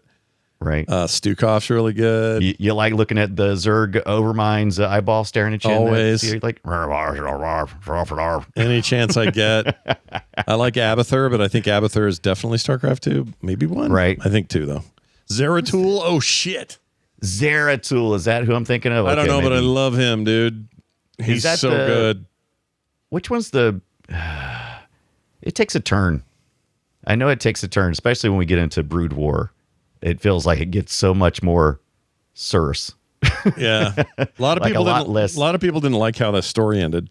That was a point of pain for a bunch of people. Yeah, but I think it worked out fine. I think the newer game goes play. The problem the newer game has, it decided about mid development that they were going to release them as 3 separate games. So you're going to get Wings of Liberty for the Terran campaign, and that's its own game, and it will be for a couple of years. And then after that, you got the Zerg campaign came next, and that was called Brood of the Heart of the Brood, Heart of the Brood, Brood of the Brood of the Middle Brood, whatever it was. I like the way you named it. And then that was awesome, and then they did the Protoss one at the end, which I forgot what that was called too. But by the time they get to that third one, the entire industry has stopped making RTS games and started making games as a service and trying to figure out how to nickel and dime everybody. And it was no longer in Activision's best interests to say, well, let's make more of this because blah, blah, blah. Like it's famously StarCraft 2 Wings of Liberty, the first entire game, the one that really blew out of the water, right? Yeah, that was the one. It sold less. Got my attention. It sold less. Oh, Heart of the Swarm. Thanks, chat. Heart of the Swarm. And Legacy of the Void for the third one. But anyway, the first game sold less or made less money than a single sparkly horse mount in World of Warcraft did. Now think about it. If you're an executive at Blizzard, sparkly horse really makes people mad. Oh, it really pisses them off. And if you are an executive at Blizzard, Activision Blizzard, you're going, well, from a financial standpoint, we need to sell more sparkly horses and less box games. Right. And that's a real flip, and that's why you haven't seen a StarCraft 3. But that is so short-sighted. I know, I hate it. Without the base, the platform of excellent gaming, you can't sell that fandom, right? You can't sell to that fandom. They don't care though. You've got this base. Well, I know that's right. They don't care because they just see the short. I don't know. I don't understand. Why are they so short-sighted? I don't understand why people who are in lead positions are so short-sighted. Well, they have one. The problem is when everybody goes public, anytime that happens, you are now beholden to a whole different pressure, right? It's not the same. Valve, there's got to be a profit. Valve never going public is the best thing they ever could have done. And that's the reason they are who they are today.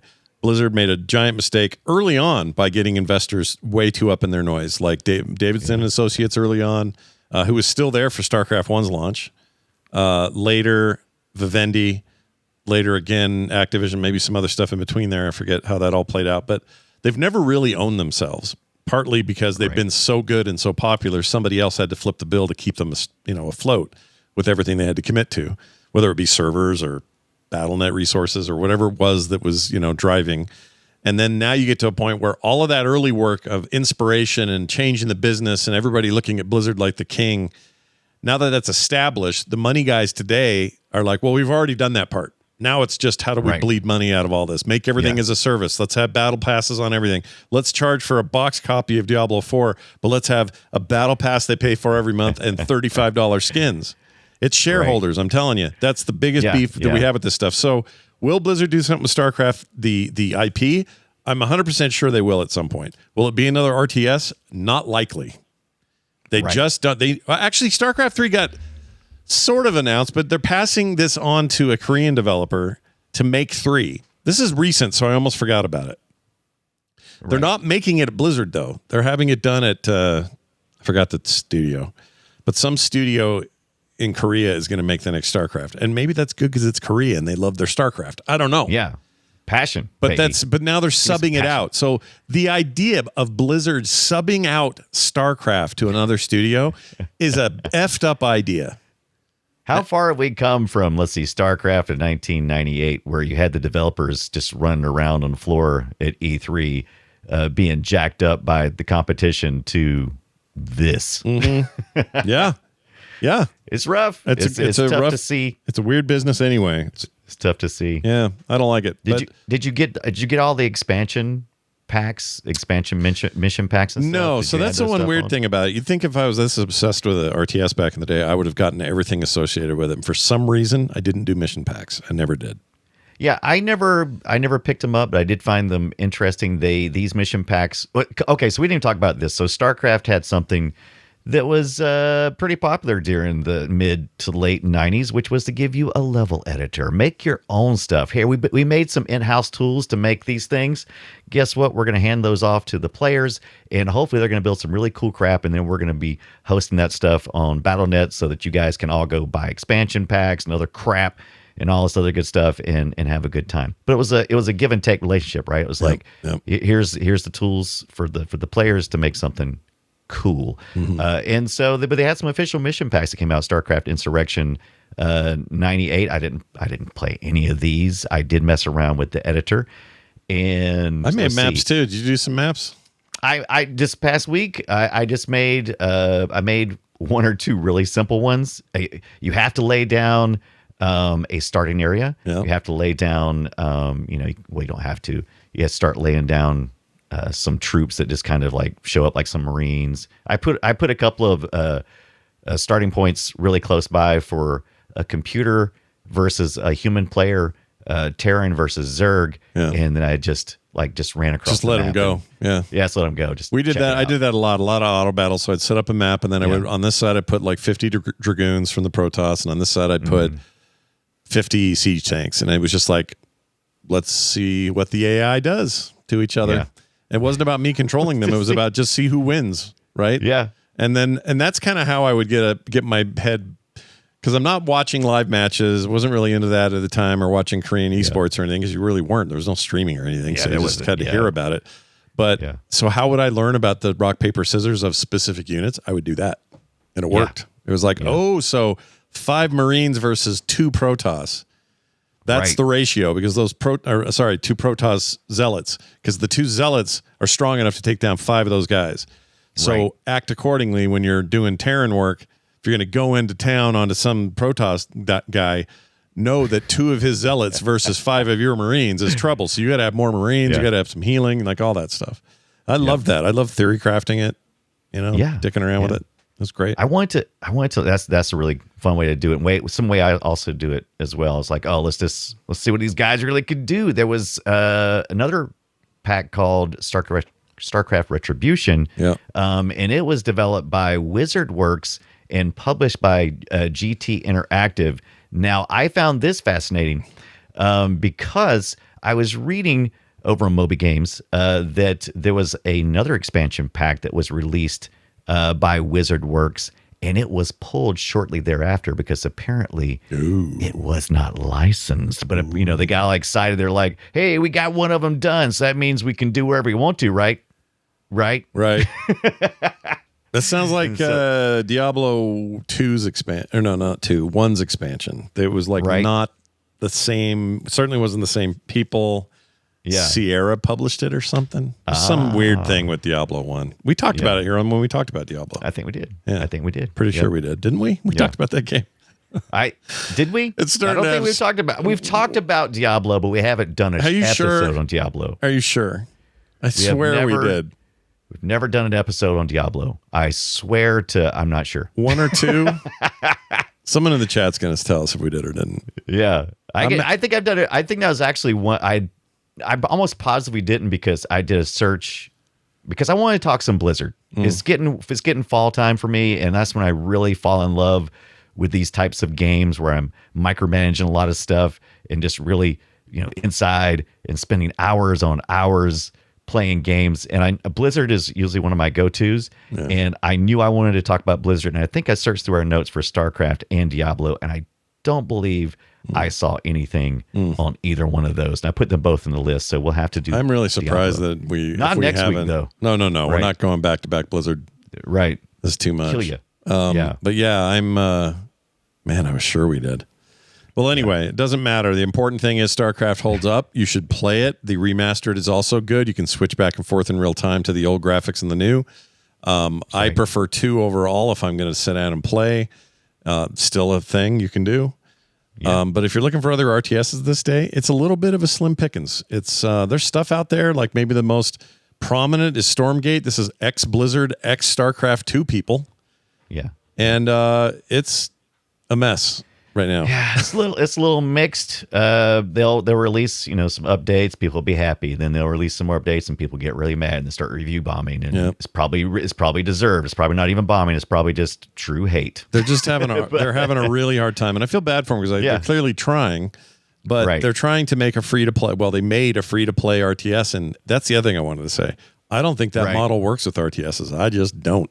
You can say, give me a skin for my whole faction's going to now be wearing tutus or whatever. Fine. That only goes so far. I think the reason and this is the other thing I was going to say, and the reason Blizzard's not making one, the reason nobody's making one right now with any earnest isn't because the genre sucks or that people don't like RTSs. They do.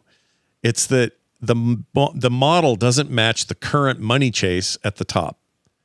It's just doesn't work for them anymore. And so I have a feeling there's a resurgence coming. I don't know who's going to do it or where it'll come from. And maybe it'll be this deal. It's Nexon, by the way. They're making it, is who they've subbed it out to. So maybe Nexon with a pretty good track record. And they had to bid for this, by the way. They were like multiple studios in Korea. They were all like, we'll do it. Right. We'll do it. Netmarble, I think, was one. A couple others. They were all super into it. We got a whole economy wrapped around it. We need it. Yeah. And they wanted it. They got it. They may kill it. Toyota. And that would be amazing. Toyota. You went for it. You got it. Freaking William Hickey. But I don't know. I don't know where the revival is going to come from, but I think RTS will someday do this. Part of the problem is sprung from the loins of RTSs, specifically Warcraft 3, was the MOBA, the modern MOBA. And MOBAs killed RTSs and benefit from the stupid free-to-play economy of buying skins and packs and blah, blah, blah, battle passes and all that. So the League and Legends of the world, the Dota 2s of the world, they all sprang from Blizzard's backyard without Blizzard paying much attention. They were mods for Warcraft 3. It was so dumb how they lost that fight. They couldn't even make their own and make a dent, although I think Heroes of the Storm is still the best of all of them. But anyway, gameplay-wise. The point is, those things took over. So you're now facing this monolith of a game type that's already in dominance, and the RTS has to somehow climb that hill again. I don't know who does it. Yeah. If it ain't Blizzard, I don't know who it is. I think you got to keep it simple, baby. Then we got to get back to basics. Were you excited when they didn't announce it officially, but they were working internally on a StarCraft shooter of some sort? They were making I'm not talking about Ghost, the canceled console game. Yeah. We haven't even mentioned that. That would be retro now if it had come out. Yeah. But the game they were making internally not long ago, not too many years ago, a few years ago maybe, right around the pandemic, was sounding like Battlefield, but in the StarCraft universe, like big battles, first-person shootery style, flying huge ships around. Like, it sounded amazing. I was so into this idea, and then canceled. And all the smart people left. That's when they lost. Forgot his name, but the guy who basically made StarCraft 2, forgot his name. Yeah, he left. I played like I said on the 86 box. I played StarCraft this week to see how it looked when I installed it and compare it. But that was really unnecessary. Mm-hmm. If you're listening, just play the remastered version because you can tick off everything and you can switch between the old models, new models, like Scott said, and it's a really good experience. And the free version, I'm not sure you can do that. The remastered version, you can. There is a free version on Battle.net that you can play StarCraft, but I think it's just the modern-looking version. Mm-hmm. I don't know if you can switch back and forth, but it's real cheap. It's like on sale right now for $7.99. Super cheap. What's also on sale, if you have that, you can add on the StarCraft cartooned. Have you played this yet? No. I didn't. I know what it is, but I haven't messed with it. Let me pull it up so people can see it. I'm not sure how I feel about it. Yeah, some reskinning a few years ago. It's Carbot stuff. Oh, look, it's went back up. Oh well. It was all $7.99. Sorry. It was for Cyber Monday or something. But yeah, do you know the Carbot guy, right? You've seen his YouTube videos and stuff? Yep, I have. It was a deal with him. They say it's a complete reimagining. What it really is sprite swaps, I think. Yeah, they just put the cute little. See if I can find. This is mostly just a trailer for. Oh, there it is. Yeah. So they swap it all out for the Carbot look. I mean, this Carbot guy must have been in heaven because he's a huge Blizzard guy. Yeah. But StarCraft cartoon, just if you're looking for some more StarCraft and you just want a little different take, hey, why not? Yeah, get in there. Get it done. Yeah. Now, if you're looking for a really different take, it is time for us to play a game that we invented. All right? That's what we're going to do now, Brian. And it goes like this. Destroy it. It is time for us to play Guess My Game. We take old games, audio from those games. We tell each other the platform and year, and then we have to guess what each other's game is. Chat, get ready to spam the chat with a bunch of choplifter crap. Okay? Lifting of the chops. Yep, all the chops need lifting. Who's going to do it? I got to tell you about a game I got on Steam I'm so excited about. So it's called Cleared Hot, and it's, the Desert Strike games we talked about? Desert Strike, Jungle Strike, Urban Strike, all that. Yeah. It's like a modern love letter to that, but still isometric. It's all 3D, but you're, same sort of view. Controls are obviously way more modern and stuff, but it is ripped right out of that era. It is amazing. The only beef, I have one big piece of beef on the table about this. Big beef on the table. Slap it down. I bought it the minute it was available. I'm happy to support these guys. So far, it's awesome, but no cloud saves yet. It's literally built into your deal with Valve. You need to have the saves. Otherwise, I need that shit on my Steam Deck. Yeah. My 1/16 of a Steam machine. I need to play it on there. 1/16 of a Steam machine. That's what they say, man. That's right. I don't like it being that smaller percentage. I don't like it. You wish it was more like this is like 14. This is like 2 Steam Decks. I would feel like that. I can comprehend that. If you told me if it was like 2 Steam Decks, I'd be like, all right, I could see that. That would sound underpowered though, right? Yeah. If you said 4 Steam Decks, I would still be pretty excited. It's like having 4 Steam Decks in one hand. If they'd have said it's the power of 20 that's too many. Excuse me, 20 Steam Decks. Jeez. That's too many. But then they follow that up though. They follow it up and say it's like 20 Steam Decks, but it's gonna cost like 1 Steam Deck.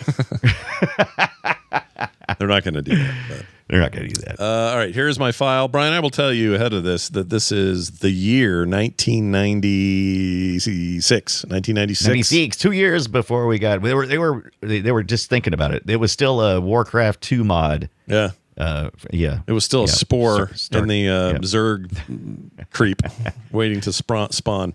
1996, and the platform is the PlayStation 1, the PS1. And here is your sound.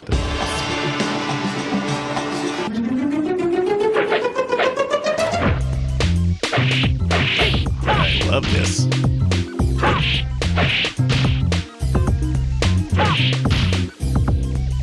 I love it. This rocks. Okay, that is basically what you get. I will now tell you your options. Was it A, Blazing Dragons, B, Tobal number 1, C, Gekido Urban Fighters, or D, Guardian Heroes? Is that how you spell heroes? PS1, 1996. That is how you spell heroes, by the way. Right, no, I'm just kidding. I like to mess with you. Blazing Dragons, Tobal number 1.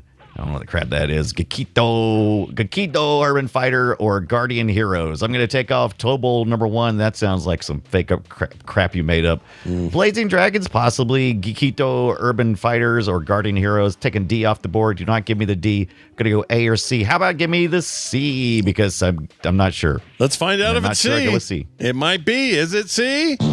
Oh, you know what? You should have gone with the one you thought I made up. It was actually Tobal number 1. Oh, when you say Tobal, I see it now. Oh, now Tobal, yeah. Tobal doesn't sound right, but Tobal, okay. I don't know if anyone else remembers this, but that was a weird Square Enix fighting game that had some story. I love how it sounds. Yeah, it was an odd game. The Tobal, there was a sequel as well, I believe, but they've never made anything with it since.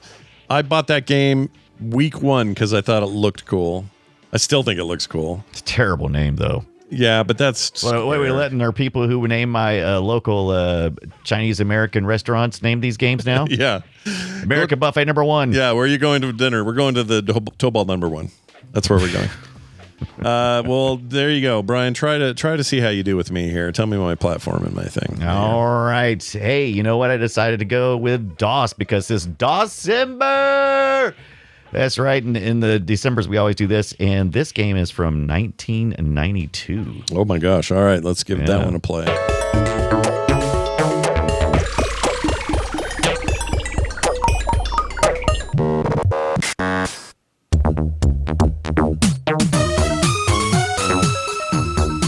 This is great.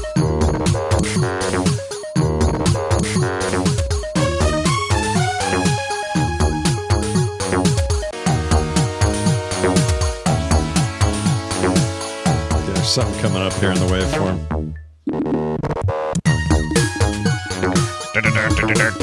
Weird. Okay. I am a robot. Give me my options. I have no idea on this. Oh, it's DOS 1992. Your choices are A, KGB. So that's A, KGB. Or B, Dark Seed. C, Dune. D, The Dark Half. Not Dune 2, eh? Just Dune. That's right. Because Dune 2 came out in 92.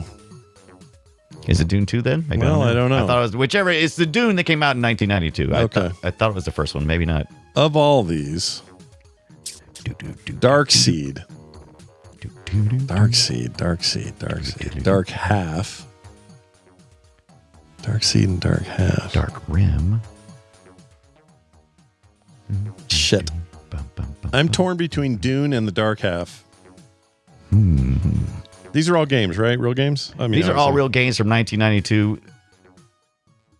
All right, I'm going to say C because I think you tried to sneak in an RTS reference. No, that would have been that's pretty smart. Yeah. Give me the C, Scott says, and Brian says, oh, damn it. What is it?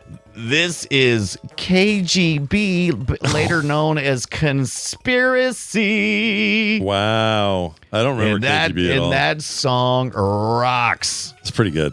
Yeah. Rocks. I like it. There was a CD version later called Conspiracy. Who did they remaster the music? They renamed everything Conspiracy from KGB. But this thing... Is it Conspiracy with a K? Pretty good. K or a C? With a C, oddly enough. That's dumb. Right? They should have done a K like KGB.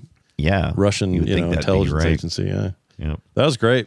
Well, we both did poorly. I love how it today. looks. Did you see the video of it? It's pretty good. No, I have not looked at it at all. KGB. I want to play this game. It's let me see here real quick. It's a banger. KGB. Why did they change the name? Oh, just for the CD release? Yeah. Okay. Let's see. I think because I mean this is like the waning days of the KGB anyway, right? Or they're still around. Yeah. I mean, I think there's still a thread. But the reason why I thought Dune is because the game's engine, graphics, and interface have plenty of similarities with Cryo's Dune. So it looks kind of like Dune. Look at this. You got so it's a point and click Russian spy deal. Yeah. Okay. With some funky time music. Oh my gosh, look at that guy's face. Look at this art. Look at the artwork. Look at that. I knew you'd appreciate this. That's America Dad 1992 style. America Dad. Look at that. Look at this. I want to play this game so hard. I kind of do too. I don't know if we can do a... There's so many games I'll see and I'm like, oh, we need to do a show on that so I can play it. And I'm like, is there enough there to talk about it? This is also a Cryo interactive game published Maybe by not, but it might be a good grouping of like spy point and clicks or something from the era we could do, or, group them up. I don't know. That was pretty cool. The CD version included clips with Donald Sutherland. No. Yeah. The one that goes. Right? Yes, that's him. Yeah, he thinks he's like, oh no, you must be a body snatcher. Yeah. You snatch the bodies. Yep. And he's like, I'm going home to Kiefer. We got to welcome something to retro because why not? Mario and Luigi, Partners in Time, November 28th, 2020, or 2005. Geez, Scott. Yeah. Nintendo DS, a game I bought day and date because I wanted it to be as good as the GBA game before it, and it came close, but it wasn't as good. It was okay. It was all right. Yeah. But still, notable. Nintendo, Yeah. I was excited too. I have this one still. Had some neat stylus stuff in there. It was pretty good. Yeah. Yeah. Yeah, I was trying to remember that the DS's carts also tasted funny like they did with the Switches, but no. They don't. Tastes like old Cheetos, I guess, where I had put it in the DS. I guess it just... Original Game Boy cartridges, Still do funky. they have a taste, I wonder? I don't think any of them other do. I think Switch was the first one because they were so small. Yeah. Not that you couldn't. Let's see if I can shove a DS game in my mouth. Let's just try it. Do you have one handy? Let's wait. No, I don't. I want you to lick a Switch game while you're sitting there. Oh no, I'm not stupid. Okay. You know I better. mean, I trust them. And like, if you put these in your mouth, it tastes bad. Okay. Yeah. You want to put it in your mouth? No, not even. Not even close. Not even a little bit. Not even remotely. Welcome to the treasure room. Doodly doodly doodly doo. Diddly diddly. I still have Bob Guccione on my desktop. I can get rid of these. That's your new profile pic. That's the guy who has seen some shit. You know what I mean? Yeah. He has seen the worst. I bankrolled Omni Magazine. What? Yeah. I made that weird movie. Was that Caligula he made? Caligula, yeah. Bankrolled that actual porn movie that went in theaters. Anyway, this is a way for us to hear from you fine folks at home. And this is a text that came over the Play Retro VoiceCast line. If you go to voicecast.app/Play Retro, you can leave voicemails and text there. This is a text from Nikolai who says, "Hey, Play Retro, I've been obsessed with this game lately, and I felt like you and your audience need to know about it. Crow Country. It's a retro-style survival horror that just came out a year ago, but looks and feels as old as a PS1 game. It's set in an amusement park with a mysterious story that sees you fighting monsters and unlocking all the secrets. I beat it in under 10 hours, and it was such a beautiful experience that I started to play it a second time, where you get more secrets and items to find. Sounds like New Game Plus to me." Holy smoke. He says it is truly a magical experience, and I think everyone who loves the genre should absolutely play it. Also, when are you guys going to do Jersey Devil? Cheers. We do need a Jersey Devil is on the list for sure. And this Crow Country looks like my jam. Holy smokes. Never heard of this. Let's see. I haven't either, but I love the art style and I love the name and I love the setting. I remember this. This was a big deal for a hot minute. People were buying this like crazy last year. I'm going to get it. I remember it. Let's see. Is it currently not on sale, but it's $19. Currently $19.99, which ain't bad. Or get this, you get the bundle. Yeah. Fear the Crow. I hear it's like, hey, remember Resident Evil? This is kind of like that, like the old ones. Great. God, this looks so good. 98% on Steam. That's pretty damn high. Wow.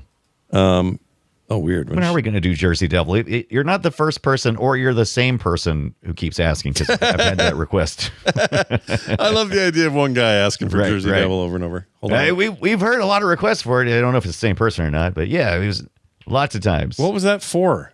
Jersey Devil PlayStation? It was. Was it the PlayStation? Yeah, this game right here. Yeah, was it the PlayStation? They probably had it on like Saturn maybe, or yeah. I don't know this game at all. Never played Jersey Devil. I looked at it the last time it was requested from the same guy, probably. Yeah, probably the same person, but still, they got my attention. So regardless, yeah, it's on the list, Nikolai. So we will see what happens there. Our next game in discussion, though, however, will be Star Wars: Dark Forces. That's right. Time to fire up your DOS 6.22 and play some Star Wars Dark Forces for Dawsember. Yeah, baby. Kicking it off. Big fan of that game. Had a great time with it. We'll see how it holds up.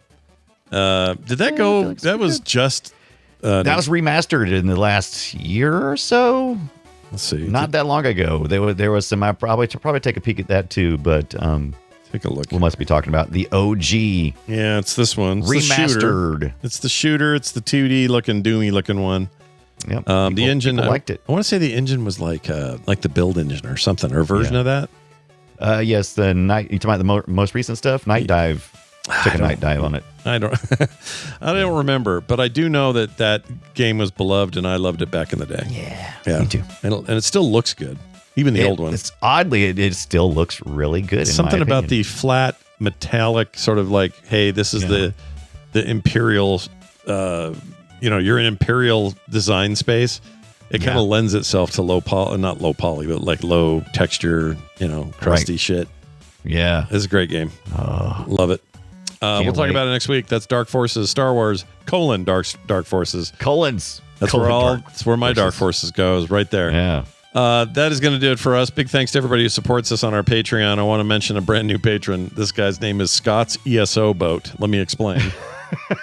Let me explain. On Core, I made a big deal about wanting to buy this boat that you can get for housing in the game Elder Scrolls Online. Yeah. And this, I don't know if this is him or not, but somebody in our audience said, I'll buy you that thing if you want it. and they bought me this $100 boat. What? In the game. I told them not to, but they did it. That is awesome. I don't know if this is the same guy or not. I mean, he clearly knows about the boat. Right. So, now, I got to ask you this, though. Have you used the boat? Yes.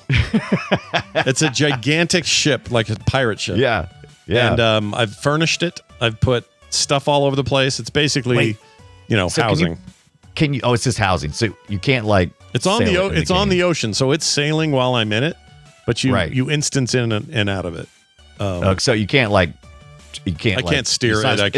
It's not transportation in the fashion. Well, that it you is would, sort of. You would steer it. So when you're in it, you can choose some destinations that you couldn't normally get to from any other house. Oh, you little shit! Do people get mad about it? It's like, guess Scott's gonna take his boat. I don't think anyone cares. Because Look here, Gabe. It's mostly cosmetic. There's really not much to it, but it's still pretty. It's pretty cool.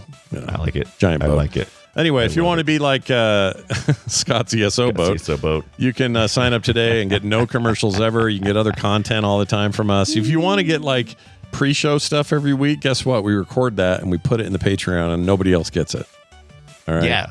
And and if you're like, hey, where can I see your videos? Well, I put a version of it in a playlist on the Frog Pants channel, but there is a YouTube channel dedicated to all things this show. So go over to youtube.com/@PlayRetroShow because they have the ad in there now. It's annoying. Yeah, that's a YouTube thing. Or I think they did. Is that still in there? Is that a thing now? Still? I don't know. Yeah, I don't know what's going on. I don't know nothing about nothing.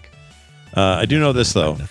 Our website is frogpants.com/playretro, and that is going to do it for us. Brian, is there anything else you'd like to say before? I keep clicking on these guys, but they just keep going the wrong way. Oh. Antaro Adun! If you keep clicking them, they'll keep saying things, and then everyone's in trouble. That's going to do it for us. Thanks for watching. Go play something retro. We'll see you next week.